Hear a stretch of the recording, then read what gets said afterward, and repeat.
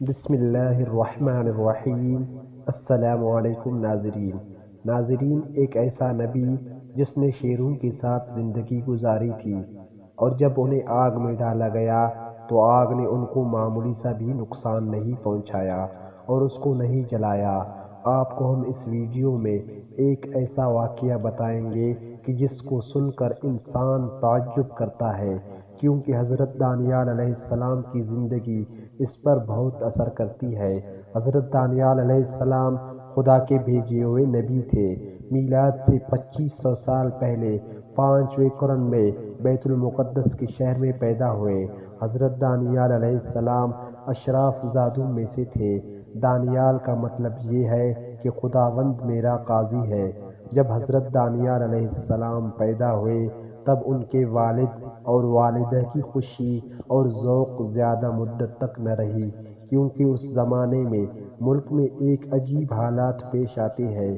ایک روایت کی بنیاد پر اس زمانے میں مصر کے بادشاہ نے یہودی کے بادشاہ کے ساتھ جنگ کا اعلان کیا تھا، اور چونکہ حضرت دانیال علیہ السلام اشراف زادوں میں سے تھے اور ان کی جان کو خطرہ لاحق تھا، جس کے بنا پر اس کے والدین انہیں جنگل میں لے جا کر رہا کر دیتے ہیں۔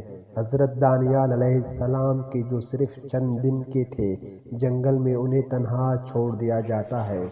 حضرت دانیال علیہ السلام شیروں سے بھرے ہوئے جنگل میں خدا کی امان میں چھوڑ دیے جاتے ہیں، اور وہ چیز جس کا انتظار تھا وہ پیش آتی ہے۔ شیر بہت جلدی حضرت دانیال علیہ السلام کی موجودگی کا احساس کر لیتے ہیں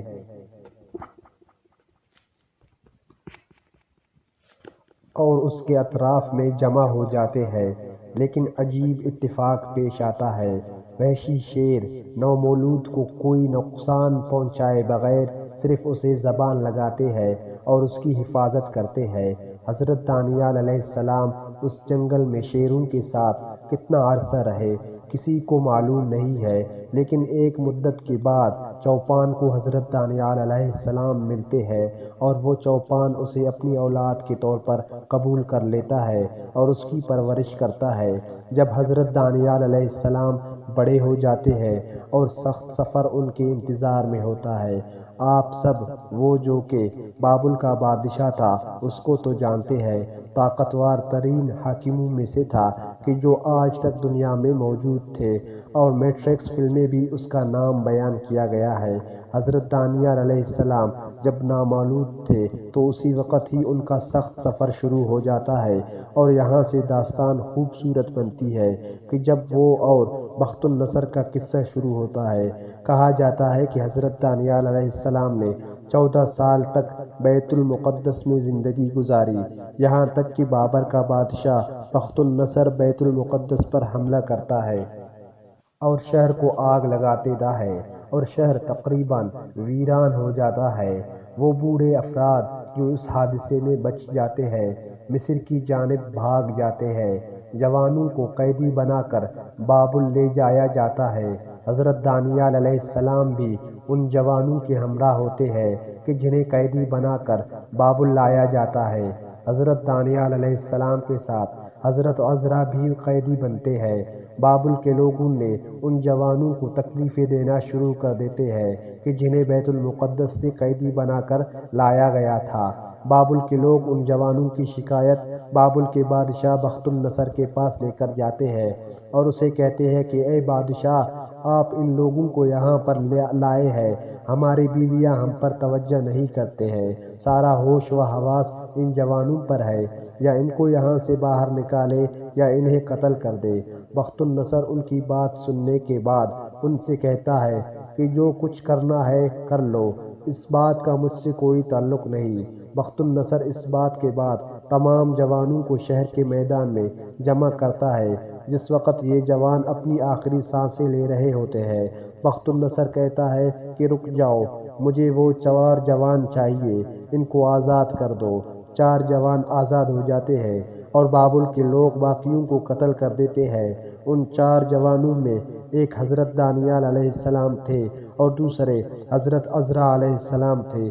بخت النصر ان جوانوں کو اپنے محل میں لے جاتا ہے اور اپنے وزیر کو بلاتا ہے اور اسے حکم دیتا ہے کہ ان جوانوں کو خود اپنے پاس رکھو اور ان کا خیال رکھو اور انہیں ضروری ٹریننگ دو تاکہ مستقبل میں انہیں محل میں کام پر رکھا جائے۔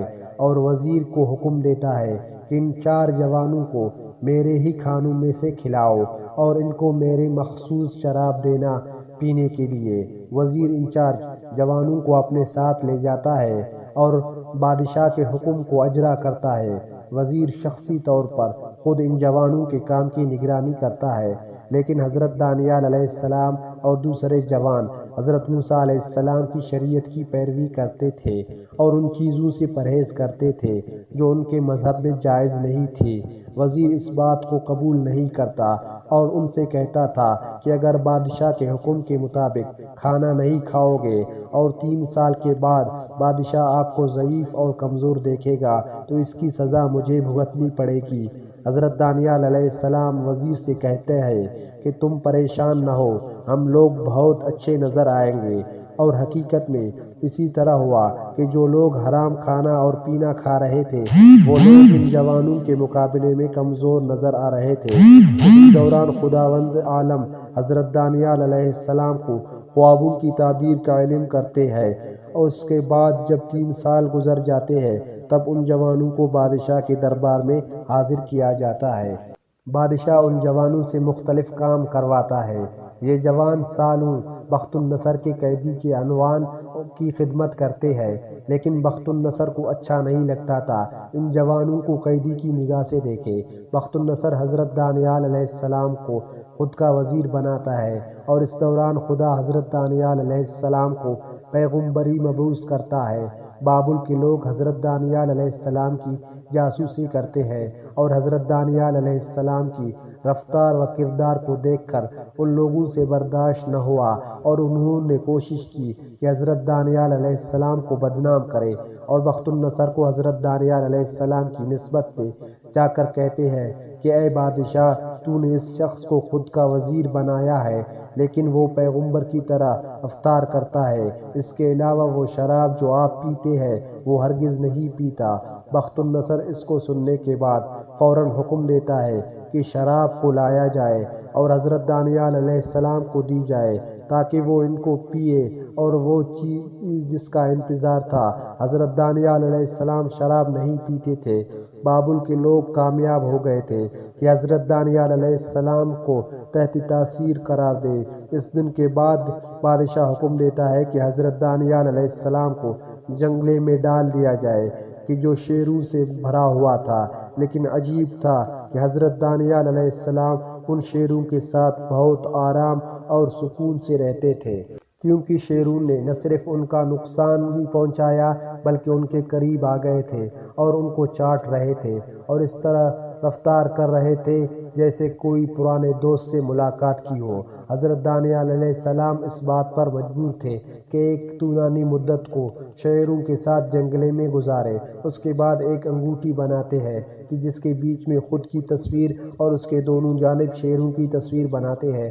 کچھ عرصے کے بعد بابل کا بادشاہ بخت النصر ایک خواب دیکھتا ہے کہ جس کی عجیب و غریب کام کو انجام دیتا ہے کہ وہ اسے بتائے کہ اس کے خواب کی تعبیر کیا ہے، لیکن پھر بخت النصر کو بھی یاد نہیں رہتا ہے کہ اس نے خواب میں کیا دیکھا تھا۔ اس وجہ سے کوئی بھی ان کے خواب کی تعبیر کو بیان نہیں کر سکتا تھا۔ اس بنا پر بخت النصر حکم دیتا ہے کہ حضرت دانیال علیہ السلام کو جنگلے سے نکالا جائے، اور حضرت دانیال علیہ السلام سے کہتا ہے کہ تم بتا سکتے ہو کہ میرے خواب کی تعبیر کیا ہے؟ مختصر یہ کہ حضرت دانیال علیہ السلام کہتے ہیں کہ تم نے خواب میں ایک مجسمہ دیکھا ہے اور ایک بڑا پتھر اس سے ٹکراتا ہے اور وہ مجسمہ ٹوٹ جاتا ہے، یعنی بخت النصر کی بادشاہی کسی طرح ختم ہوگی اور بت بھی نابود ہو جائیں گے۔ یہ بات بیان کرنا ضروری ہے کہ آج کل کے محققوں کی نظر میں اس کی تعبیر کی جسم میں وہ بڑا پتھر ہے مجسمے سے ٹکراتا ہے اور بڑے مجسمے کو اس نے نابود قرار دے دیا، تو رات میں حضرت دانیال علیہ السلام کی تعبیر کے مطابق آخری پیغمبر اور بتوں کے نابود ہونے کی جان اشارہ ہے۔ لہٰذا اس نظر سے حضرت دانیال علیہ السلام آخری پیغمبر حضرت محمد صلی اللہ علیہ وآلہ وسلم کے ظہور کی بشارت دے رہے ہیں۔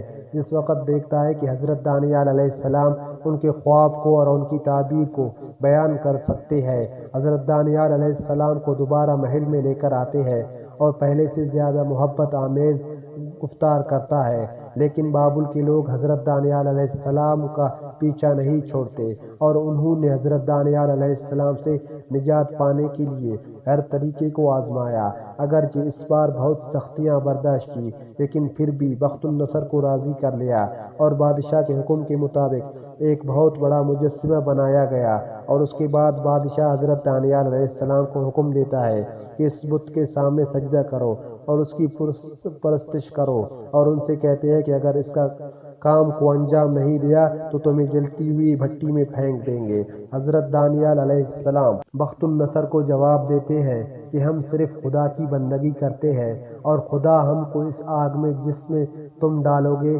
بچا لے گا۔ بادشاہ اس بات کو سننے کے بعد بہت غضبناک ہوتا ہے اور حکم دیتا ہے کہ آگ کی بہت بڑی بھٹی بنائی جائے۔ انہوں نے حکم کی پیروی کی اور آگ کو اچھی طرح شعلہ ور کیا۔ اس کے بعد حضرت دانیال علیہ السلام اور ان کے دوستوں کی جانب رخ کرتا ہے اور کہتا ہے یہ تم لوگوں نے خود اس کا انتخاب کیا ہے۔ اس کے بعد حضرت دانیال علیہ السلام کو ان کے 3 ساتھیوں سمیت اس آگ میں پھینک دیتے ہیں، اور بخت النصر 4 لوگوں کی آگ میں جلنے کا تماشا دیکھنے کے لیے اپنے تخت کا سہارا لیتا ہے، لیکن بخت النصر اس وقت آگ میں ایک عجیب چیز کو دیکھتا ہے۔ جب غور سے دیکھتا ہے کہ آگ میں 4 لوگوں کے بجائے 5 لوگ موجود ہیں، اور 5واں شخص ظاہری شکل و صورت کے لحاظ سے ان 4 سے مختلف ہے۔ کچھ لمحے گزرتے ہیں لیکن نظر نہیں آ رہا کہ حضرت دانیال علیہ السلام اور ان کے ساتھی جل رہے ہو۔ بادشاہ اپنے سپاہیوں کو حکم دیتا ہے کہ ان لوگوں کو آگ سے باہر نکالا جائے۔ حضرت دانیال علیہ السلام اور ان کے 3 ساتھی آگ سے اس طرح باہر آتے ہیں جیسے آگ میں تھے ہی نہیں۔ بخت النصر پوچھتا ہے 5 لوگ موجود تھے، وہ 5واں شخص کون تھا؟ حضرت دانیال علیہ السلام کہتے ہیں کہ وہ شخص جو ہمارے ساتھ تھا فرشتہ تھا۔ ان حالات کو دیکھ کر اعلان کرتا ہے کسی کو بھی حضرت دانیال علیہ السلام کے بارے میں برا کہنے کا حق نہیں ہے، اور حضرت دانیال آخری عمر تک ان کے ساتھ رہیں گے۔ اس واقعہ کو سالوں گزر جاتے ہیں اور بخت النصر بابل میں اس دنیا سے چلا جاتا ہے، اور جب حضرت دانیال علیہ السلام کی وفات کا زمانہ قریب آیا تو خداوند تعالیٰ نے حکم دیا نور و حکمت خداوندی کو اپنے فرزند کو سپرد کر دو اور اس کو اپنا خلیفہ بنا دو۔ چنانچہ انہوں نے تعمیل ارشاد باری تعالیٰ کر دی۔ اس کے بعد حضرت دانیال علیہ السلام کا بھی انتقال ہو گیا اور وہ بابل میں بے مقام سوز دفن ہوئے۔ یہ تھی ہماری آج کی ویڈیو۔ اگر ویڈیو پسند آئے تو لائک ضرور کریں اور چینل کو سبسکرائب کر دیں۔